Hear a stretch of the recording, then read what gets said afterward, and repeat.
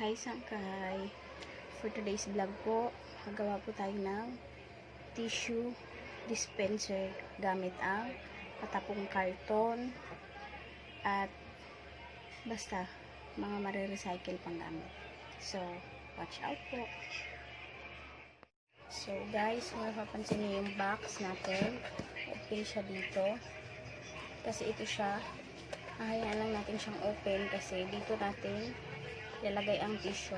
Kumari magpapalit na tayo ng tissue. So, dito natin siya ilalagay. So, kung nakikita nyo ay may butas po dito. Binutasan ko po yan siya para lusutan ng tissue. Paghila. So, ang first steps natin gagawin ay syempre, babalutan natin siya ng colored paper. Okay, babalutan natin siyang ganyan, guys. So, gagamit ako ng glue stick sa pagbabalot ko. Tapos, yun nga glue stick. Okay? So, mamaya, papakita ko sa inyo ang ating finished product. So, guys, as you can see, nabalutan ko na po siya dito sa side na to. Papatuloy ko na lang po siya. Yan. So, babalikan ko po kayo pag nabalutan ko na siya lahat. Pinakita ko lang po sa inyo kung paano siya balutan. Ganyan lang po. Panghuli po natin dito kasi iingatan po natin siya kasi hindi natin pwedeng takpan ang butas na to. Kasi ito ang magsisilbing labasan ng tissue. Okay guys? So, hi guys, I'm back. So, ito na po ang ating tissue dispenser. Gamit ang ating karton na pinagtanggalan ng mug, karton ng mug. So, kung makikita nyo guys, dito, ito po, open lang siya, open lang yan siya kasi dyan natin isisilid ang ating tissue. If ever, magpapalit tayo ng tissue, lalagyan ulit natin, magre-refill tayo. So, this one, dito lalabas ang ating tissue. Kumbaga dyan natin siya huhugutin. Dyan natin siya huhugutin yung tissue natin. Okay. So, ang next steps natin ay lalagyan po natin siya ng design. Ganun lang ka-simple. Kasi, ang hihinayan po talaga ako. Tsaka, pag ako kasi bumili ng tissue, pa-isa-isa lang po. Syempre, budget. Yung nabibili ko po yung nakalagay lang sa plastic na walang ganitong dispenser. Nakalagay lang siya sa plastic. So, pag tinanggal ko siya sa plastic, ang nangyayari, napupuro siya alikabok. So, naisipan ko pong gumawa ng DIY tissue dispenser kasi nagkaka-alikabok po every time na tinatanggal ko yung tissue sa ating plastic. So, guys, I will continue finishing my tissue dispenser. Ngayon guys, magugupit po tayo ng tela para gawin nating ribbon design.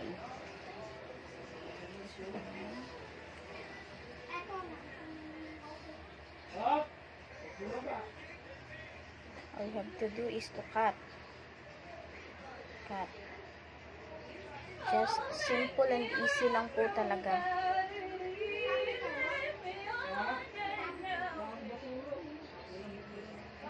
Sobrang easy lang po. So, ayan.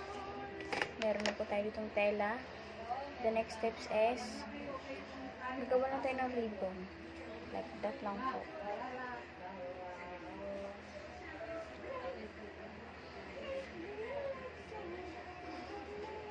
That easy. May tissue dispenser na tayo. At hindi na likabukan ng ating tissue.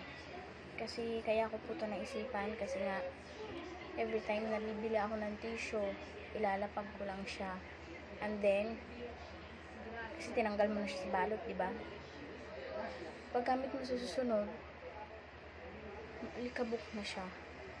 Kaya, I hope na makapagbigay ko sa inyo ng idea and malaking katipiran without spending money, too much spending money big amount. Ang bibilhin mo lang ay glue stick, color paper, yun lang po. And then kung meron kayong mga retasong tela, pwede na po siyang gamitin. I-recycle lang ang mga patapong mga gamit. Kasi ganun po talaga ako. So this one. Next po natin ito ay ikakabit na natin siya sa ating box. So guys, I'm back. So meron ako dito ng ribbon. Gamit itong ating tela na retaso. So, kung nakikita nyo po yung dati kong vlog, yung gumawa ko ng DIY na flower vase mat. Ganito po yung tela kasi sobrang buto dun. Hindi ko po tinapon. So, pinag-isipan ko kung paano ko siya magagamit. So, this one, ang gagawin po natin dito ay i-glue stick ko po siya dyan. Ganyan po. And then, magkakat ako ng tela dito. Tapos, i-glue stick ko dito. Ito. Tapos, yung telang gugupitin ko doon.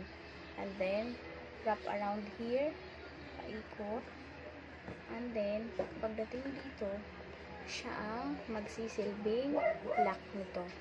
Okay? I will show you later. So, guys, ayan, nalagyan ko na po siya ng ating design. Para lang siyang box ng regalo. Pero, ano siya, tissue dispenser. So, at the back, kung makikita nyo, meron po ditong sobrang tela. Kasi, ang purpose nito, siya ang maglalak nitong ano. So, tatali lang natin siya ng ribbon.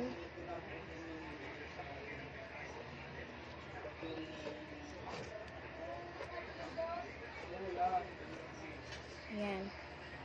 Ganyan po. Siya po ang magsisilbing sara nito. Para ang alikabok ay hindi pumasok sa loob. So, ayan po ang ating tissue dispenser. So, ang susunod natin gawin ay itatry natin siya. Lagyan natin ng tissue. So, hi mga sangkay. I'm back. So, kung makikita natin ang ating tissue dispenser, ayan na po siya. So, ayan. Hila. Oh, diba? Naputol ulit. Malambot ng tissue. Ayan po yung tissue. Hi guys, I'm back. So, ito na po ang ating tissue dispenser, the finished product. And so, now, try na po natin siya. So, ayan. Look at that one. Easy, simple, at hindi magastos na tissue dispenser. So, what are you waiting for? You can do yours now in a simple way of making our DIY tissue dispenser. So, guys, so, pag hila nyo ganyan, nakakuha na kayo. Okay, like that. So, kailangan po ninyong magtira.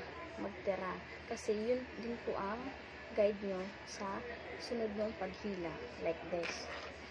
So, like this. Magtitira po kayo ng kahit ganyang kahaba. O kahit hindi naman ganyang kahaba, basta may musli lang po siya. Kasi, yun yung pattern nyo sa susunod na paghila nyo. So, ayun guys. I hope na nakapagbigay ako ng idea and katipiran sa inyo.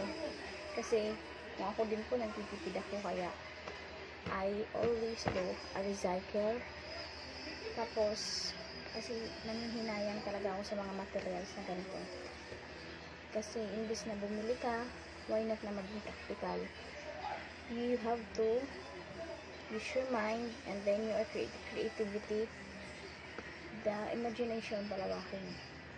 Kaya, makakagawa ka na ng inyong tissue dispenser. So guys, ayan, thank you. Thank you for watching and see you to my next vlog.